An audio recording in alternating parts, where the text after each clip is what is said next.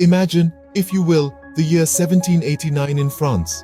It is a time of unrest, a time of change. The air is thick with anticipation and uncertainty.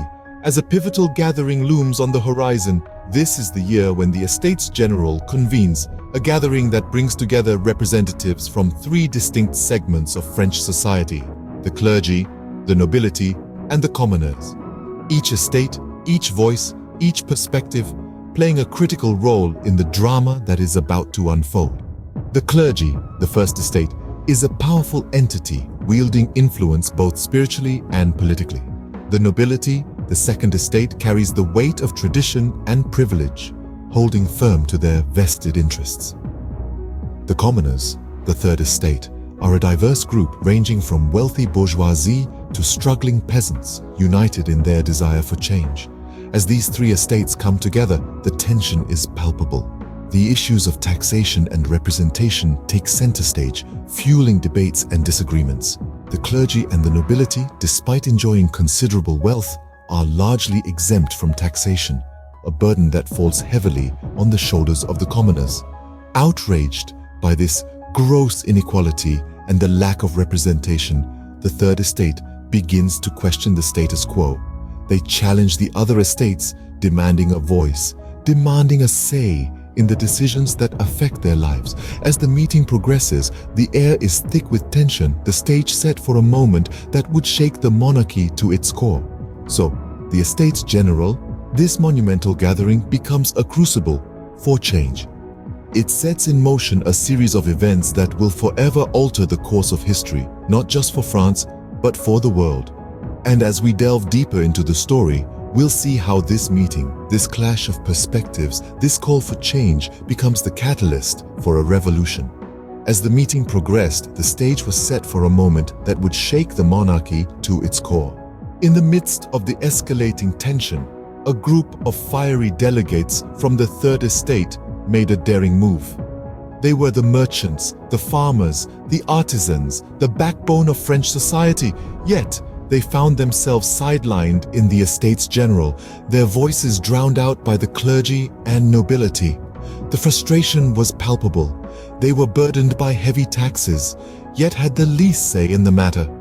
A storm was brewing, and change was in the air. In an act of audacious defiance, these representatives took a stand. They decided to break away from the traditional assembly and convened in a nearby tennis court. But why a tennis court, you might ask? Well, it was a space open to all, unrestricted by the conventions of the Estates General. It was here, in this humble setting, that they would strike a blow for the common man. They gathered not as mere members of the Third Estate, but as representatives of the nation. They were united in their resolve, fueled by a shared sense of injustice and a burning desire for equality. Their meeting was not merely a gathering, it was a powerful statement against the status quo. In the confines of that tennis court, they made a solemn pledge. They vowed not to disband until a new constitution was established. A constitution that would grant them the representation they deserved. It was a bold promise, one that would challenge the very foundations of the French monarchy. Their actions were more than just a meeting. They were a declaration of their determination for change. The Third Estate had risen from the shadows, and there was no turning back. This was their moment, their stand, their revolution. And so, under the high wooden beams of a simple tennis court, the course of history was forever altered. On that fateful day, the delegates pledged an oath that would echo through history. As the Estates General convened, the Third Estate, representing the common people, found themselves sidelined. Their voices were drowned out by the dominating clergy and nobility. Yet it was this very frustration that sparked a flame of defiance. In an act that would forever be etched in the annals of history, these delegates made a daring choice. They relocated their meeting to a nearby tennis court, a seemingly ordinary location that would soon become a symbol of their extraordinary resolve. There, on the dusty grounds of the tennis court, they made a pledge of unity, a pledge of resolve, and more importantly, a pledge of change.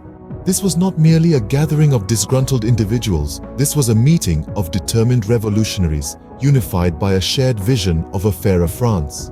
They swore the tennis court oath, vowing not to disband until a new constitution was established. This oath was more than a mere promise.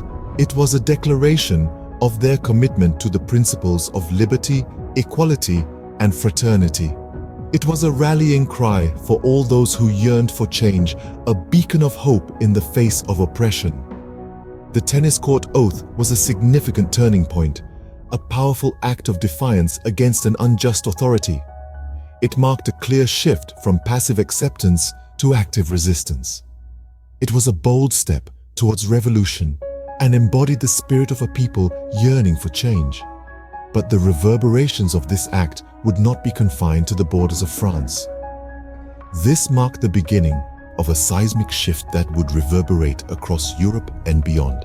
The tennis court oath was a spark that ignited a revolution, setting the stage for a world where the power of unity and the pursuit of justice could challenge even the mightiest of monarchies. The tennis court oath was more than a pledge. It was the spark that ignited the French Revolution.